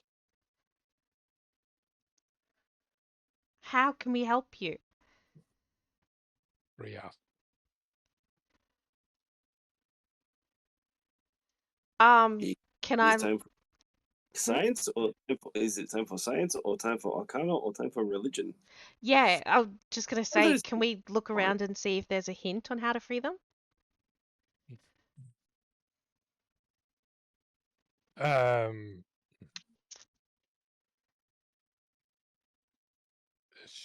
Sure, if you like. Would that be investigation? Yeah, investigation. So you're having a look around to see if there's any way of doing it. Can I make a quick religion check as well? Yes.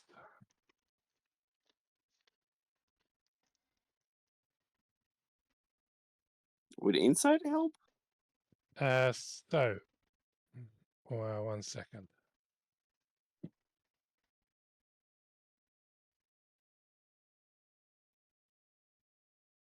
So investigation. No, you find nothing in this room that suggests any way of freeing them.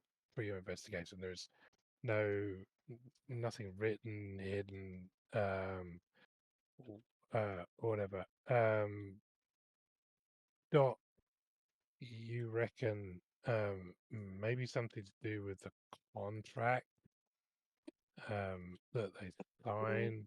You know, maybe their name is somewhere. Is roughly how these things work. There was a book with all the Hellriders' names, wasn't there? Well, there was the book, yeah. That they all signed. Oh, Yeah, No. they all signed their names in the book. Was book here or book somewhere else? The book, you saw one of these books in Avernus itself. The clerk had it at the church. at the church. Yeah, Oh. the acolyte. Was that the old Hellriders, or was that the new ones that were signed in that book? I don't know. Can you remember? Don't know. That book was current, so it had recent names in. Like Jack. Right, Jack's name was in there. Maybe Old Hellrider book will be in Tomb. Maybe we look and find it. Excuse me a minute. And with that, Doc is gonna sort of wander off down towards the other path. Yes, Snack will just look at the ghosts and say, "We will do our best," and bow profusely, which I'm doing in the kitchen, not that you can see. That's fine. The ghost just watched you as you leave. Okay. So you make your way down through this corridor, and you see on this thing there are 4 of these large steel, like, oh, what the hell is this? What the hell is that? Sorry, I've got to look it up. Okay, large stone slabs essentially with writing on them. So it's called a stele. The 4 memorial steles stand in this hall, each engraved with hundreds of names. A legend etched at the top of each stele reads, in common, "Here lie the fallen, may their souls echo here until the end of time." Adorning the wall across from the stele is a carved relief showing a solemn blindfolded angel on the back of a mammoth with feathered wings. The mammoth is reared up on its hind leg, and the angel holds her sword high. All around them are the broken bodies of fallen knights and devils. Is Lulu anywhere to be seen? She's with you. Yep. Ah, Lulu, is this you? Lulu looks at the image and she sort of lets out a little yelp, and I remember.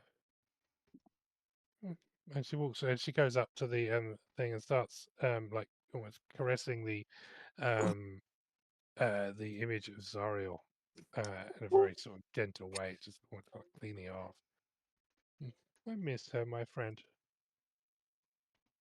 The mammoth does look quite similar to Lulu, yeah. Mammoth? Wait, where did we go? Down in Chief. the right a little. On the wall. Jeff, can you ask Soldier or Hellrider for name, please? The ones in the jars? Da. All right. I ask them their name. Okay. So we can free them.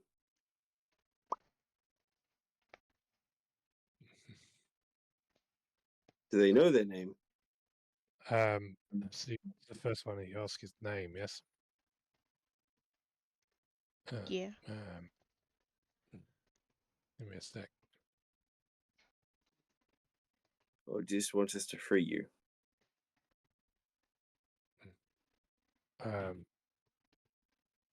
The first one says his name is Afida Daho.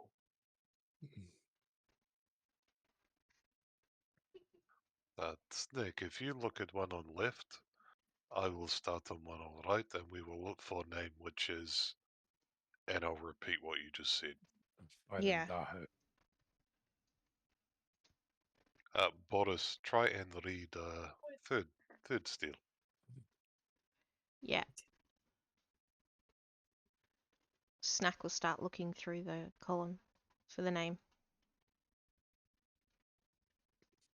Okay. I was still in that room before because I stepped away for a second. I'll move you. Yeah. Investigation, please.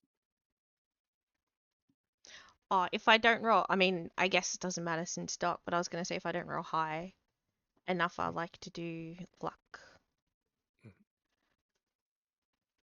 You both rolled pretty high. However, Doc finds the name on the slab he's examining. But he also, with that investigation roll, you can feel that there is some kind of aura on these stones. Can Doc reach out and touch it and cast Identify on it? Okay, yes, you can. So as you reach touch it, you need to make a dex save.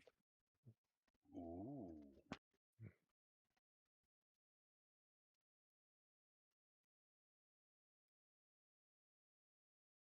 That was awesome. That was pretty awesome. Mhm. Okay. I'll just give you average. All right. So there's like a lash of this kind of energy just sort of rips into your hand, and you feel like the life being drained from you. You can take 36 points of necrotic damage. 36. And you need to make a Constitution saving throw to keep concentration on your spell to see if you actually cast it. And the DC will be quite high because of that damage.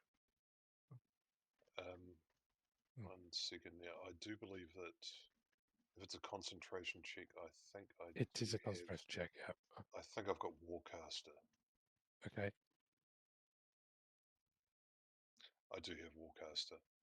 Alright. And if I need to, I'll also use a Flash of Genius on it. Okay. Alright, so Warcaster gives you the 21. How much? 36, So the 16 save over it. the save would be a 26 with the Flash of Genius. No, it's half. Just one for every 2 point, isn't it? Oh no, my save would be 26.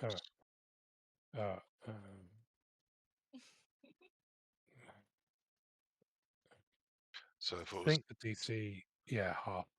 So it'd be DC 18. Yeah. Okay, yes, you keep concentration. Okay, so you discern that these stones are binding stones with the essentially the stones are binding the souls here, and by removing the name, you will free the soul associated with the name. However, from your identifier, you also identify the fact that these things have a necrotic aura upon them, which can only be deactivated if the ritual's parchments are destroyed, and that you believe there's 2 of them.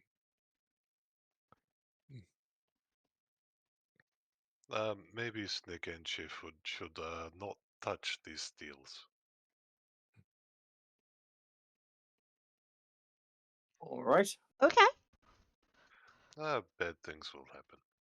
We need to find scrolls.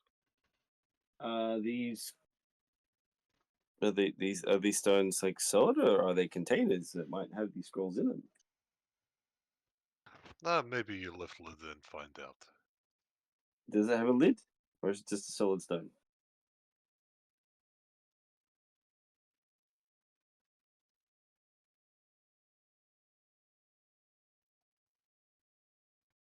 I think they're solid stone. They're solid stones. Yeah, they're not lids. They're giant stones engraved with hundreds of names. Oh, good. They're yeah, like grave markers essentially. Right. Right. Okay.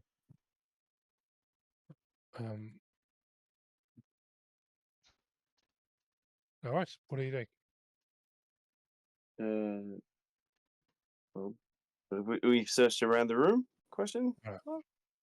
No, you've just examined the you've investigated and examined the pillars. You haven't done anything else. All right, we should search around the room, see if there is anything Okay. of note. Perception check. All right. We didn't do that in the first room. Correct. Yeah, that's what we should be doing. Yeah. Can I cast a quick cure wounds on myself as well? Of course. Boop. Snack. 17 for perception. Okay. Yeah. Snack. You are while you're examining the wall and looking around over here, you find a panel on the wall, and you kind of like just feel it slightly out of place. Kind of click, and the door slides open. Oh! Dog, chef. Hello. Oh, you found something. I found a panel. It opened. What is inside? I'll have a look. And then the room closes on me. You enter the room, and you see before you a large writing table. It's quite a cramped chamber. There's just this large writing table in it, and on top of it there is a stack of 8 leather-bound journals. Oh, these journals look absolutely divine. Can I... oh, I shouldn't do any of this. Pick one up and have a quick flick through. Is it... what's the name of it? Color? It's a journal written by a person called Olanthius. Okay, they're all sort of like this dark leather, brown leather, and the script is really quite neat and precise. Maybe Snake should write her name and sign for fan. Do we know who Olantius is? Well, the journal would give some indication, maybe. Yeah, but you would probably need to spend some time sitting down reading these journals to find that kind of information out. Okay, so it's not just like a name that would twig. It sounds like the kind of thing that you should read to Lulu. Okay, can I I don't know what the others think or if this is a possibility. Can I take a short rest and have a read for however long a short rest is, an hour? I don't know what you guys are going to do. Well, there's 7 books. 8 books rather. So She's a speed reader. they're written in common. You can certainly flick through them in an hour, but 3 of you together, you could easily flick through all of them. Yes. And I Yeah. guess, search around the rest of the room to check there's nothing else first. You find nothing else. Okay. Yeah, have a read through the journals. Okay, And so are you all going in the small room? I would maybe take it out. You take them out. Try to? No, they go out. But as you take the first one, as you just carry one out, you walk one out. The moment you leave the room, the journal visibly begins to fade. take it back in. She would dive back in. The journal stops fading. Oh no. Okay. Go out and read it in the room. Okay. Ugh. So- Boris, stand guard in the hallway while we sit in the room and read books.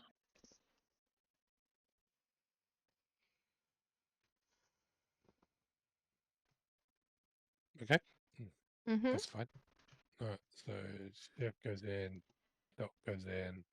Lulu stays outside just looking at the image of Zariel on the wall. Can we roll hit dice while we're in here? Absolutely, you can have a short rest. Okay. Did Lulu want to come in? Lulu seems quite, focused on just looking at these this image. It's not the first time she's seen the image, but it seems to be the first time she's seen it for a long time. And it seems to be, it's almost like she's just kind of sitting back, just having like memories kind of flash back into her. She's just remembering and pondering and looking quite sad at her friend. I will ask her if she wants us to read any of these journals to her. We've heard journals written by somebody. Yeah, so you sort of do that, and as you're like saying that, that you get to like you've been flicking through, and you find like just one sort of a couple of pages that just says, "I hate her, I hate her, I hate her, I hate her," just kind of getting louder and bigger, and just like a mad person just right now, I fucking hate her. Jeez. Oh my lord. As he at this point he says, "Hey Lulu, do you want me to read the book?" I don't think we want her to read her this one. Does it say who's it actually, who they hate? I think So you sit down and you sit down and you kind of read the sections before and read the sections after, and you start going through these books. And Olanthius is like is describing like Zariel, and how he never recovered from her capitulation to Asmodeus and her subsequent transformation into a devil. He blames himself for not seeing the warning signs of Zariel's fall from grace early on, with her single-minded determination to slay demons at all costs. And he blames himself, and now she's transformed. He just gets to that page where I hate her, I hate her, I hate her. So he's definitely talking about Zariel.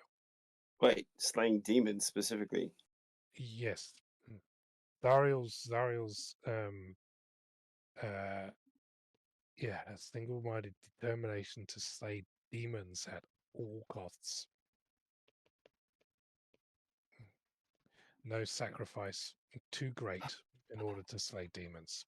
And becoming a devil will enable her to slay demons forever.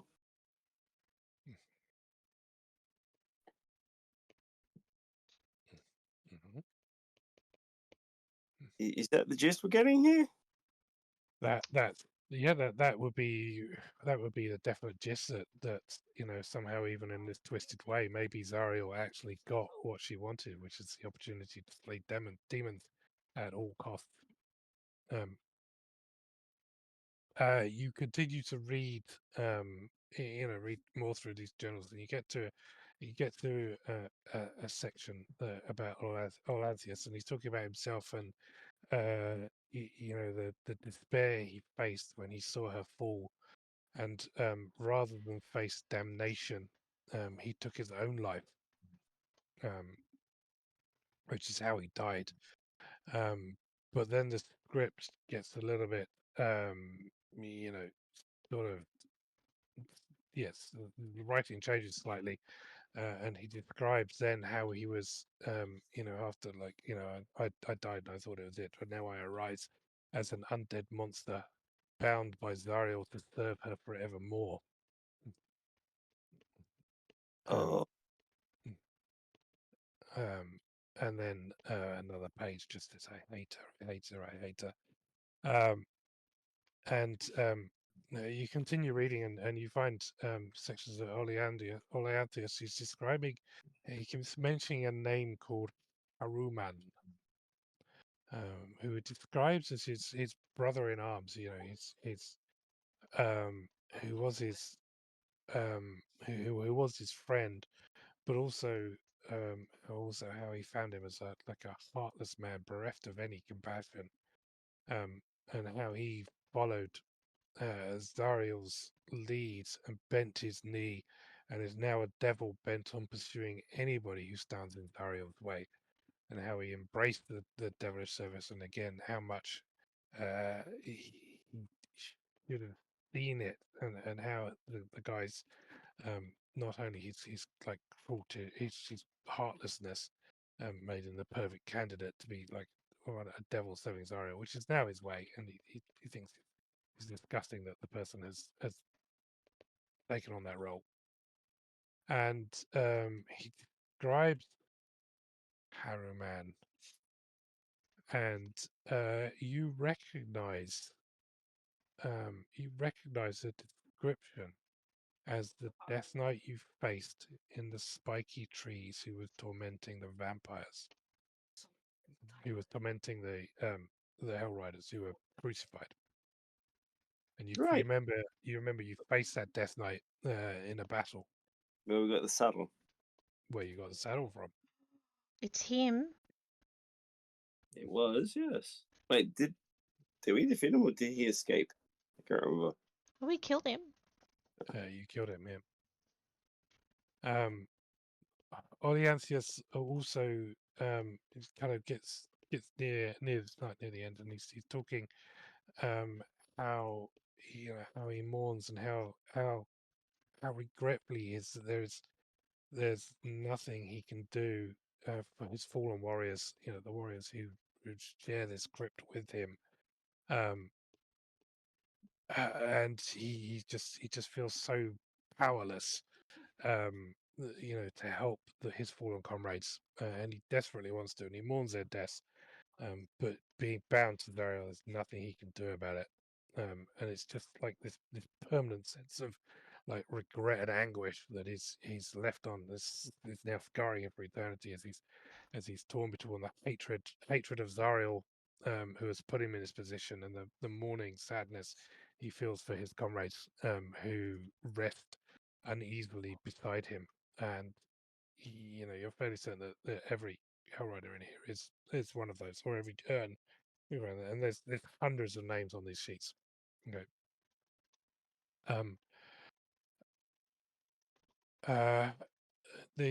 You also get to a section where Oleanthus, for the first time, he actually speaks well of somebody. He speaks well of a person called General Yale, who he clearly respects. You can see in the writing that he actually adores this person. And the name at first, isn't that familiar, but then sort of the words of description, sort of would kind of match, would very much match the the person who left with Lulu with the sword, because Lulu and the sword both left at the same time. And it seems to be that General Yale is the person who left with Lulu, because he hints that he knows where Yale hid the sword of Zariel. So Oleanthius, in his writings, he suggests that he knows where Yale hid the sword. And you remember from Lulu's memories that Lulu went with a single Hellrider when Zariel was turned, and she and that Hellrider went with the sword just before Lulu lost all of her memories. Right. Okay.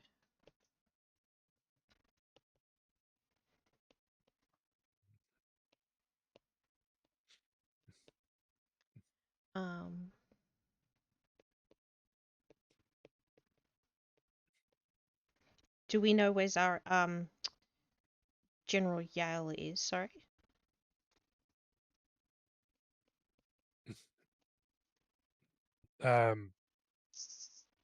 Possibly with the sword of Zariel. And that is potentially within the tomb here. No, you don't get that impression. Oleanthius says that he knows where he hid it. I mean, it may be in the tomb. You don't know, but all you know now is that the sword is hidden somewhere. Okay.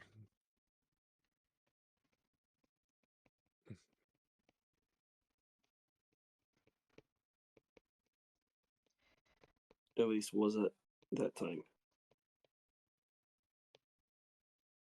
Okay. Hopefully they did well and not just,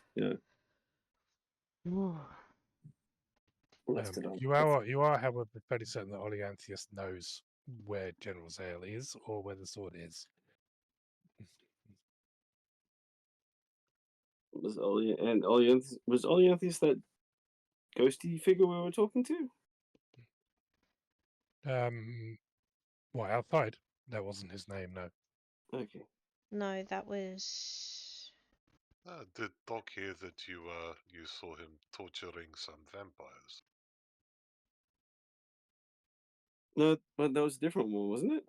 That was Harriman. Ah, never mind. Maybe we leave these souls and they tell us where to find him.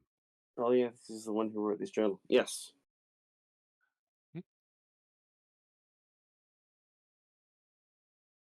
Let's do job at hand. 3 souls, then find sword. Yes. Let's. We need to explore more of this place. We need to find the parchments.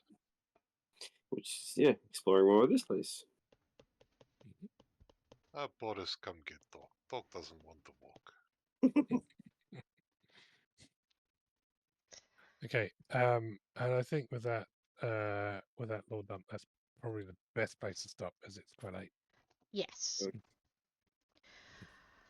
Okay.